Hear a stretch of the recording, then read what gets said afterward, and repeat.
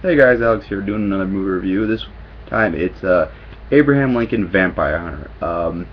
I saw this movie just a few days ago. I didn't get to go see it opening weekend, which I'm really disappointed. It took me so long to see this movie because I was looking forward to it a long time. I read the book before the movie came out, and I really enjoyed the book. And because of that, because how much I really enjoyed the book, I had high expectations for the movie. And unfortunately, the movie didn't deliver on my expectations. So I'll just go over the pros first. First of all, the acting is all pretty good. You know, really good to great. The main cast, especially Lincoln, played by Benjamin Walker, is very, very good. I think he looks like Lincoln. For like some of the more dramatic scenes, like where he gives speeches, he was very much embodied Lincoln, I think. So he did a very nice job of it. So I liked him a lot. Dominic Cooper, who played Henry, I liked him a lot. They changed him a lot from the book, and I'll get into that in a second. But for the most part, he was really good. He had that whole. I think he really portrayed he really came across what I imagined Henry being in the book. I can't remember her name. Who played Mary Todd Smith? She was in Scott Pilgrim. She was Nona Flowers. I can't remember her name right off the top of my head. Was good. And Lincoln's two friends were pretty good too. Like I liked all the main characters. I liked all the characters, and Adam the villain was pretty nice. They didn't really give him a lot of screen time, and you didn't really get to know that guy well. But kind of gives it a whole aura of just mystery. He was a pretty, pretty good villain, I thought. So that was nice. The action scenes were really cool looking.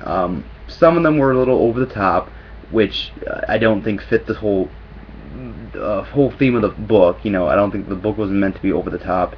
It was more based in reality, more or less. And but there were some cool ones, like the train scene, the horse one, which I think a lot of people laughed at, but I thought it was pretty cool looking.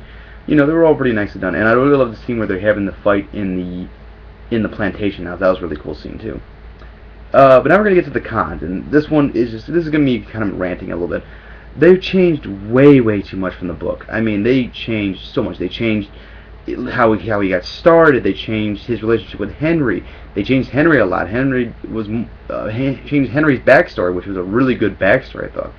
They changed how Lincoln found out about slaves being used as vampire food.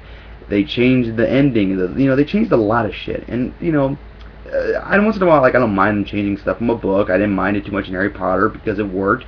But when the book was this well done and was so well done in integrating a fictional story into real life historical events and making them fit in a way that actually seemed plausible, you kind of got to go with them. You got to use those, to your advantage. And I thought that the author did a spectacular job of mixing in reality with fantasy. As opposed to other people doing it. Like I heard Pride and Prejudice and Zombies was really bad, or just threw in zombies there. But this author actually took effort into making it seemed plausible, and that's really what drew me into it, with how well done it was.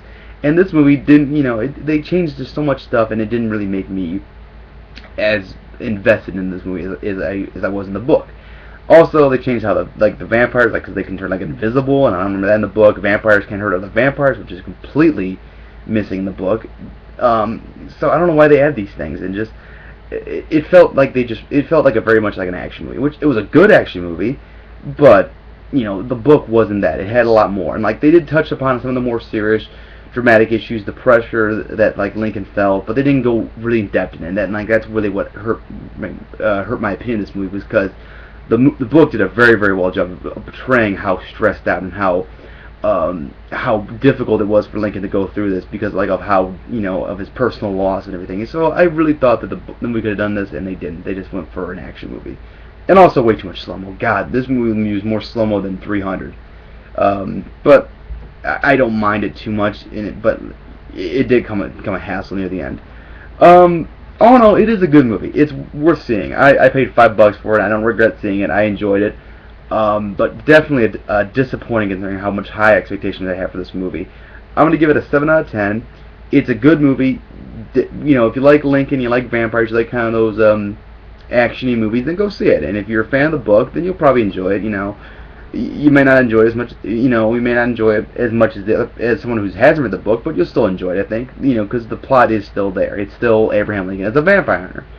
But if anything, folks, read the book. The book is tremendous, and I've heard way too many people making fun of the whole idea of Abraham Lincoln as a vampire hunter. But the book does a very, very good job of selling you this idea, and that's why I give this book such a big recommendation to anyone I talk to it about. But that's it for now. Take care. Bye.